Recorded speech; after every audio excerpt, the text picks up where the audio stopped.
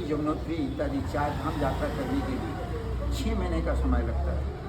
6 महीना किसी को समय निकालना बड़ा असंभव था, विशेष करके यंग पीपुल्स नहीं निकाल सकते। घर में जो बुजुर्ग है वो ये कहकर चले जाते थे कि हम बद्रीनाथ जा रहे हैं, वापस आ गया तो ठीक है, वापस नहीं आया तो अंतिम यात्रा। ऐसे मेंटेलिटी से बद्रीनाथ यात्रा नहीं होता था। तो ब्रह्मलीन आदि जगद्गुरु शंकराचार्य ने यहाँ पे भी बद्रीनाथ की मूर्ति का स्थापना किया। जो बद्रीनाथ यात्रा नहीं कर पाते वो यहीं दर्शन करके चले जाते हैं। बद्रीनाथ में विष्णु जी हैं, केदारनाथ में शिव जी हैं। बद्रीनाथ 6 महीना बंद रहता है, 6 महीना खुला रहता है। ये तिथि अनुजल अक्षय तृतीया में खुलकर भैया दूज में बंद हो जाता है। सेकेंड थिंग, आप हरिद्वार, ऋषिकेश, देहरादून, बद्रीनाथ जहाँ कहीं से भी यहाँ पर आते हैं, यहाँ कर देखते हैं चारों तरफ कुछ हरे रंग का पर्वत इस स्थान को घेरा हुआ है। यह हरे रंग का पर्वत 3 भागों में डिवाइड है। 3 इसके पौराणिक नाम, 3 इसके प्रमुख उपलब्धियाँ हैं। पर्वतीय क्षेत्र के पूरे इस भाग को नीलकंठ पर्वत कहा जाता है। यहाँ से काफ़ी दूरी पर एक गुफा के भीतर बैठकर शिव जी ने विष पान किया, उनका कंठ नील हुए। पूरे क्षेत्र को नीलकंठ कहा जाता है। बीच के क्षेत्र को मुनिकूट कहा जाता है। बड़े बड़े ऋषि महर्षियों के तपस्या स्थल है। एक क्षेत्र इधर है जहाँ बद्री, केदार, गंगोत्री, यमुनोत्री इत्यादि पौराणिक स्थान, इसको अंग्रेजी में वैली ऑफ डेथ और हिंदी में तपोवन कहा जाता है।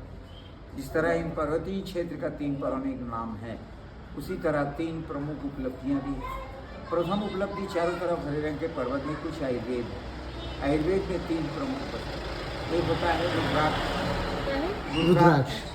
रुद्राक्ष एक वृक्ष का फल है। बैंकॉक थाईलैंड के बड़े बड़े वैज्ञानिकों ने इसके ऊपर रिसर्च किया, वैदिक शब्द रुद्राक्ष वस्तु क्या है, तो पाया गया इसमें एक प्रकार आयुर्वेदिक मेडिसिन तत्व होता है जो हाई लो बीपी या हार्ट के लिए उत्तम है। हार्ट को स्ट्रॉन्ग करता है, बीपी को नॉर्मल करता है।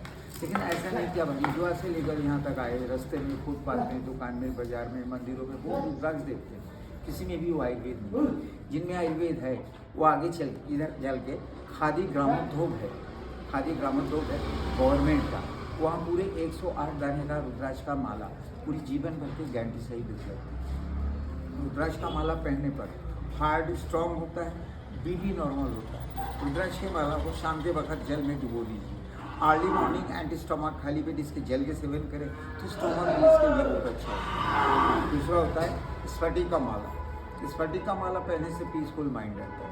जैसे घर परिवार में बहुत से लोग होते हैं बेवजह गुस्सा कर रहे हैं, चिड़चिड़ा स्वभाव में हैं, जिनकी शर्म शक्ति कमज़ोर है, निर्णय लेने की क्षमता कम है, क्या अच्छा है क्या बुरा है, उनके लिए स्फटिक का माला बहुत जरूरी है। स्फटिक का भी पूरे 108 दाने का माला फुल लाइफ रिटर्नेबल गारंटी सहित उपलब्ध है। स्फटिक का एक फिगर्स भी है जिसको स्फटिक श्री यंत्र कहा जाता है।